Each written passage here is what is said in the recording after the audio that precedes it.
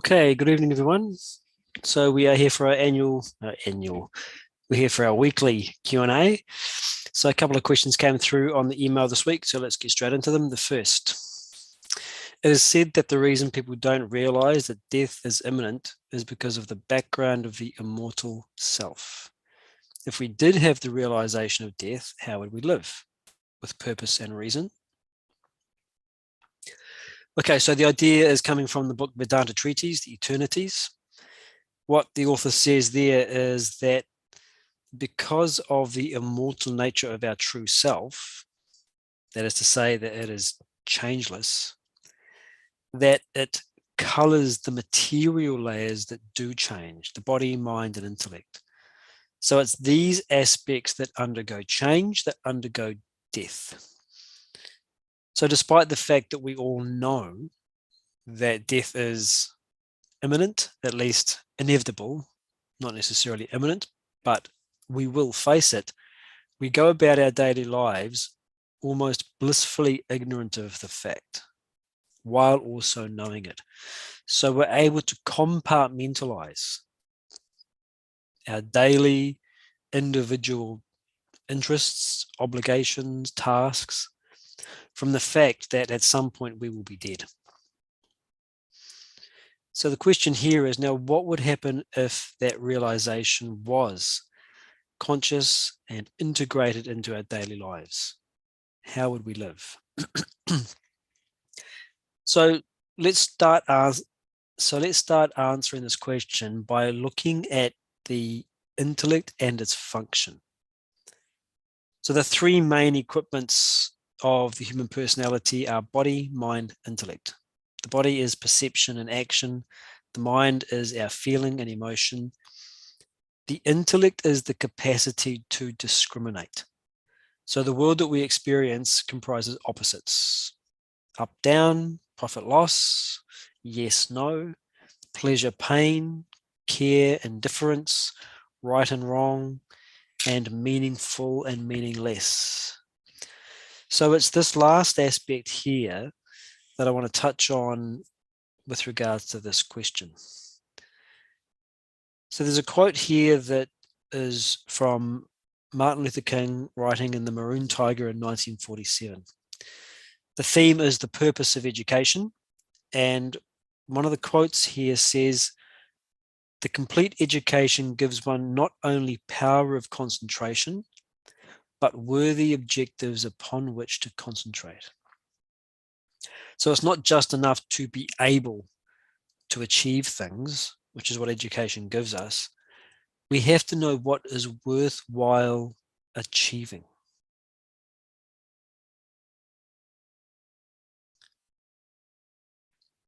So the intellect is that which answers the question, what matters in my life? What does have meaning? What should I be pursuing? According to me, it's the intellect that makes that distinction. When we look at our lives, we often find that we are actually spending our time and our attention on things that don't matter. There's nothing more valuable than our attention. The tech companies know this. It's a multi-trillion-dollar industry capturing our attention. So what is it that stops us from seeing what matters and truly pursuing it? It's the ego-centered desires and attachments. We attribute value where it doesn't actually exist. And it's not until later on we realize that didn't matter. I was chasing something and I was giving up something else that should have mattered.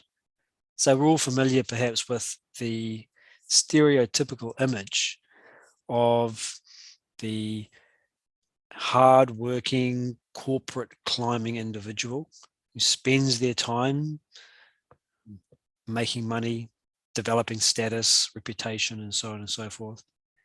But in the process, they lose sight of relationships.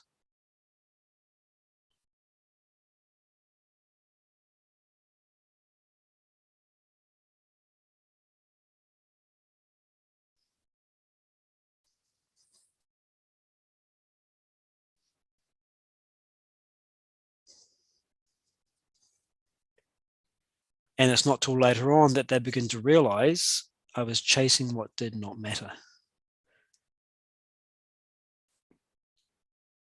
A person is on their deathbed, filled with regret. Excuse me. Where did that regret come from?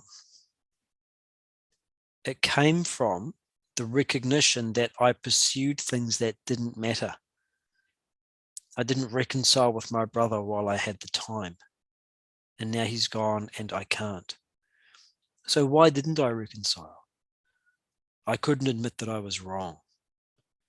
So what was I doing there? I was chasing or pursuing something to satisfy the ego, a desire, an attachment.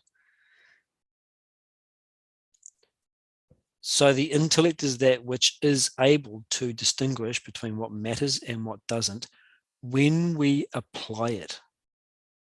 So this is again the quote about education.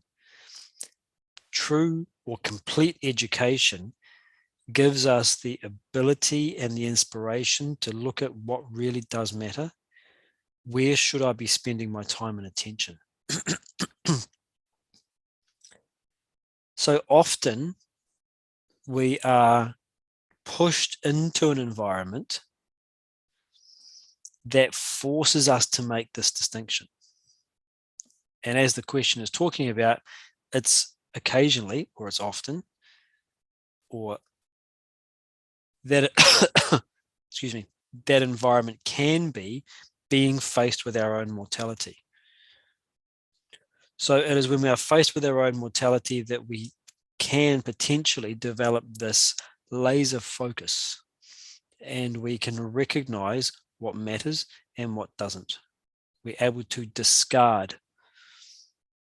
If we recognize I'll be dead soon, why waste my time on this? So this idea that we are blissfully unaware of our inevitable demise, it has a positive side to it because it allows us to plan for the future. It allows us to enjoy life. It allows us to be carefree. The downside of it is that freedom means that we may choose things that are actually not meaningful or valuable to us. So this is the phrase, memento mori.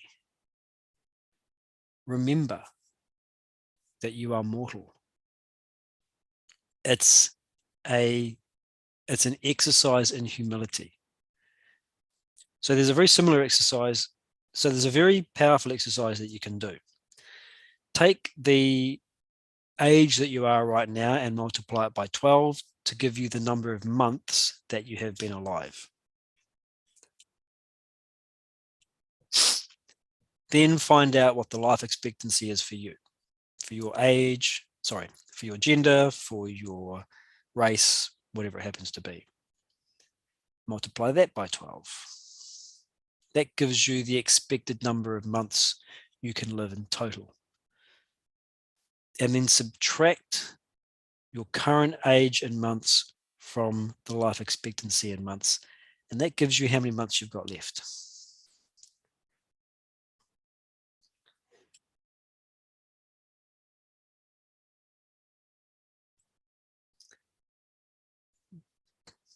Take a sheet of paper or use a computer program for this and create the number of dots and create a number of circles on that paper representing your life expectancy. So if your life expectancy is 80 times 12, that'd be 960 circles. And then color in all of the months you've already lived. If you're 40, it's 480. And you will see how many you've got left.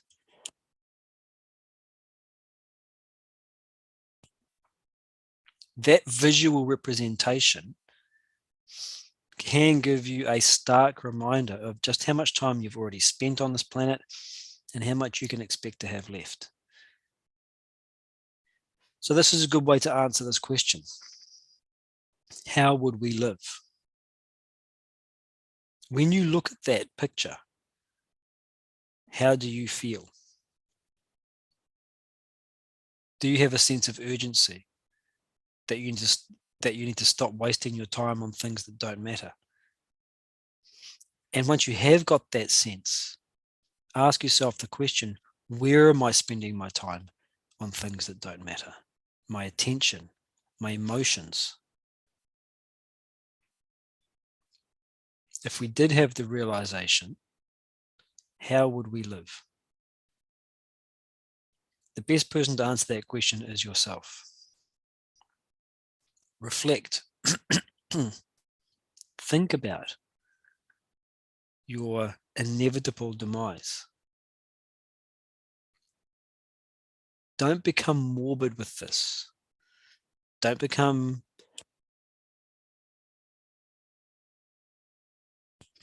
obsessed with your death. Become aware of it. Sit with it. Accept it. And then begin to explore. Observe yourself. How does it feel knowing that? Begin to explore where you're spending your time and your attention and your energies. And this will answer the question. So it's been said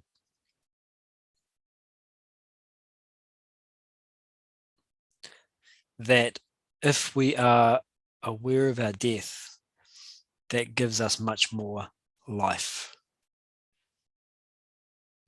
Your experience is what makes up your life, not the amount of time you spend. It's the quality of your experiences that determines the quality of your life.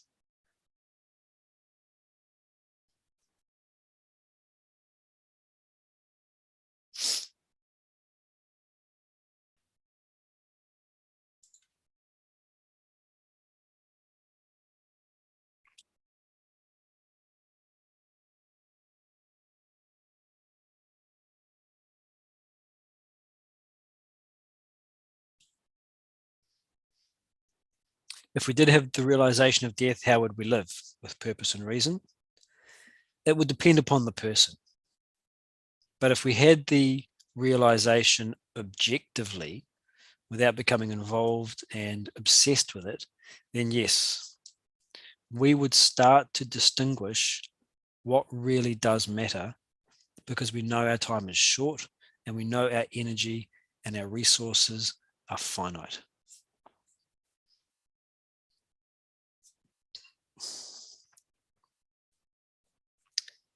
Second question that came through has a reference from the Vedanta Treatise, the Eternities. Specifically, this is from a video lecture presented by the author of the text, A. Parthasarathy. The question, how do we understand that the waking state is an absurdity since it only has a relative reality? Okay. So the analogy that is being talked about here is the distinction between the waking state and the dream state. So first thing, let's look at this idea of relative reality and absurdity.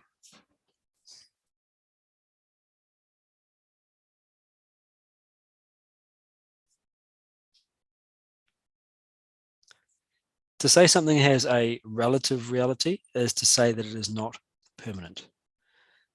Think of it the other way around. If something is real, it has its own intrinsic existence. It doesn't depend upon anything else for its existence. One of the ways we try and get our heads around this idea is to ask the question, what is real love? It's love that doesn't falter under any circumstances. It's unchanging.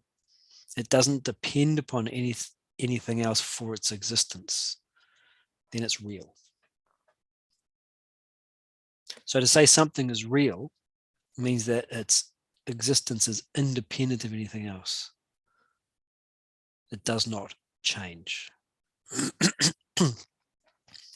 So then apply this test of reality to the dream state and the waking state. Is the dream state real? Of course not. From here in the waking state, we look at it, we recognize it came into existence because of my own mind. It depends upon my mind for its existence. It dwells there. It draws all of its existence from my own mind. When my mind goes into deep sleep, the dream disappears. And of course, when I enter into the waking state, the dream also disappears. So it's very easy to look at the dream state of consciousness from here in the waking state and see it's not real. It has a relative reality because it was real for me at the time and it existed for a period of time, but it wasn't a true reality. Apply the same test to the waking state.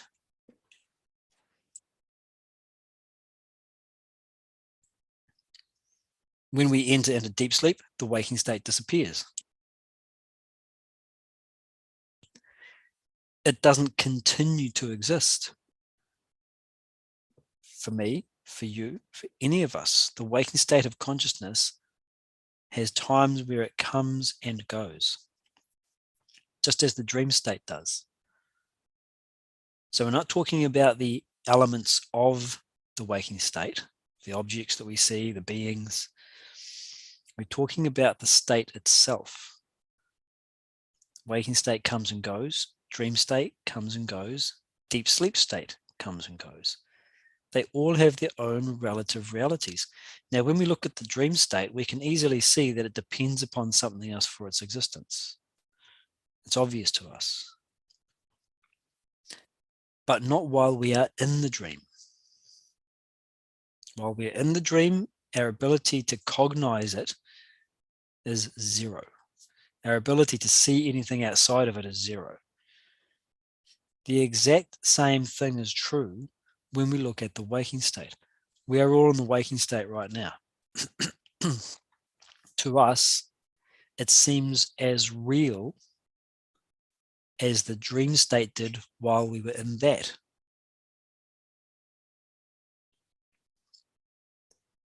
When we look at our dream from here in the waking state, we can see how involved we were, that we took it to be real. We acted as if it was real. We were as concerned within ourselves as the dreaming subject that it was real. All of our choices were based on that. That's our involvement, our inability to see anything beyond the dream. Our involvement and our actions because of that involvement, that's absurd. It's easy for the waker to say that. All we're doing with this idea is extrapolating it further. The waking state doesn't differ in kind from the dream.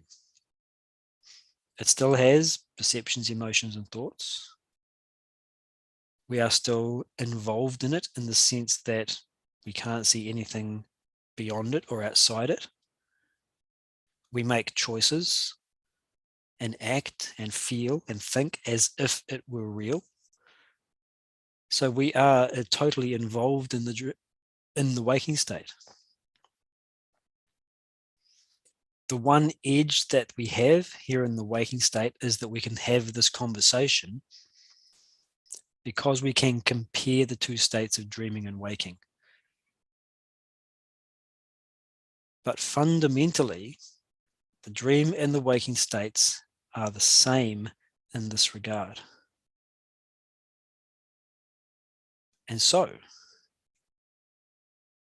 it can be said that because the waking state is really no different from the dream, it only has a relative reality that seems true to us while we're in it, that our involvement in it is the absurdity. So that's not to say that any particular aspect of the waking world is absurd, or that the whole thing is absurd. but rather our involvement.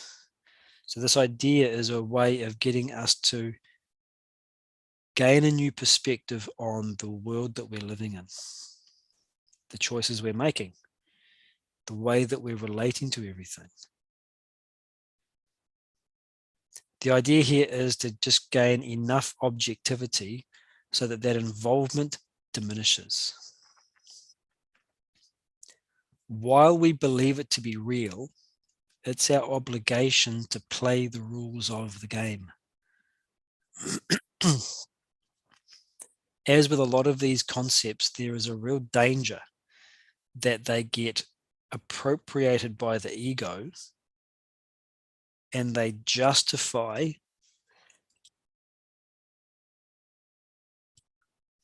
and the ego then justifies choices that bolster itself. I find some aspect of the world too challenging, too difficult to deal with, even though I have desires for it. And then I hear this idea, the whole waking state's an absurdity. Oh, phew, that's good. I don't have to deal with that challenging aspect because the whole world's an absurdity. What's happening here? I haven't gained any kind of philosophical higher view. All I'm doing is running away from my responsibilities, denying and suppressing what I think is true by using a concept which is handily able to get me to do so. If I wrongly apply this principle, I can justify the choice of not facing up to my obligations, of denying and suppressing my fears, my anxieties, of not getting in the ring and having a go because I'm afraid of failure, afraid of rejection, afraid of loss. It all seems too tough. If I really had this idea that the waking state was an absurdity, then I would get in the ring. I'd be utterly fearless. In the same way that if you were able to enter into your dream with your waking consciousness, how do you view the dream? The whole thing is your playground. Fear, anxiety, none. So these ideas can be wrongly applied. They can also be wrongly applied in the other direction. The whole world doesn't exist. It's not real. So I can therefore act recklessly. This is the wrong application of the same idea to the other extreme. So how do you avoid the extremes? Just contemplate on this idea. Maybe the world isn't as real as I thought it was. Maybe it's just like a dream. And then go about your obligations, being aware of what you take to be real, but continuing to question it. Play the rules of the game. Set developmental goals that mean you need to challenge yourself, that take you to your growth edges and get you to push past your ego. And what's going to help you do that? What's going to motivate you to do the things that are tough? Maybe it's just like a dream anyway. Let me try it. So it's about balance, and it's about the middle path, avoiding all extremes. How do we understand that the waking state is an absurdity since it only has a relative reality? It's our involvement that is the absurdity. And comparing the waking and the dream states is a way of giving us a new perspective so that we can step away from that involvement into objectivity.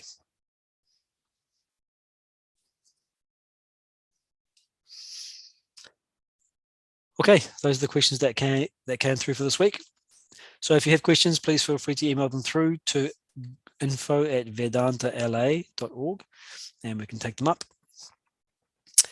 As always, appreciate the questions that come through, I'll catch you all next time.